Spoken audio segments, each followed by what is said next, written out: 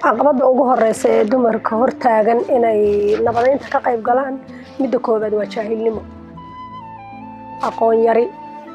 oo dumarka inta badan wax qoraabo uu ku yar yahay midda labaad ragga oo cabrin ku haya oo yiraahdo haween baa tiina guryihiina jooga ragga waxaan u soo jeedinayaa inay gabdhaha cabrinta ka daayaan oo fikirkooda u madax baneeyaan oo nabadeynta markay waxay u keenaan ay maqlaan hogaamiye dhaqameedyadaas oo ku saleynaya in ayna haweenku buuxin karin kaalintii ragga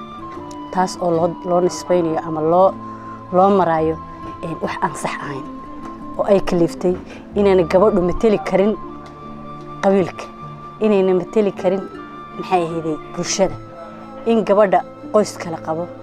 in aan loo ogolaan karin gabadhu inay noqoto xil ama ay qabato ama siyaasadda ay ka qayb gasho taasoo sabab u tahay gabdhuhu ma laha awood ciidan ma laha dhaqaale ma laha aqoon ma laha fikir siyaasad oo ku midaysan yihiin looma ogola gabadha inay noqoto madaxweyne ama ra'iisul wasaare ama gudoomiye baarlamaan inay noqoto xildhibaanada qeylqeyl ku helan oo ay dawladda Jubbaland iyo dawladda federaalku ay ku cadaadisay in gabdhaha wax la siiyo hadii aan dawladda gabdhaha lagu darin aan dawladnimo jirin waxa muhiim u ahayd in aan xoogaad u noqono 2016ka doorashada ka dhacaysay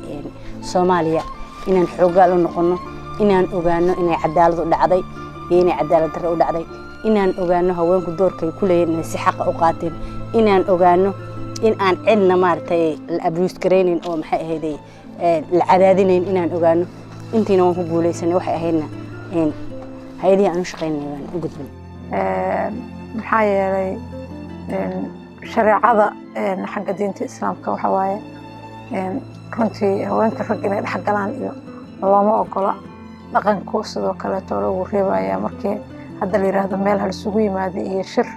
waxaa arkaysaa haweenka oo gadaal la marinayo maartay gadaal la fariisanayo arkaysaa oo leeyahay odayaashaas soo hormareen midda kale dhaqanka aad buu u cabiidiyaa maxay ahayd haweenka oo nabadda uga hor istaaga because waxay dhahayaan maxay ahayd anoo ninaa joogay naag adoo ah se uga hadlaysaa taas waxay ku tahay caqabada koowaad waana dhaqanka macnaha hadee dhaqanka nagiyo adag oo haddana ku adagnahay way keenaysaa waxaa kaloo keenaysaa in maxay ahayd gabdhii ayaga naftirkooda qaabkii ay uga qayb qaadan lahaayeen peace building ayagoo si dadban uga qayb qaato oo mararka qaar aad arkaysid ayagoo xalinaya laakiin wax recordina ma aha waxyaabaha ay nabadda ka qabteen wax qoran oo record ku jira ma aha waxaan ka codsanaynaa caalamku inuu noo sameeyo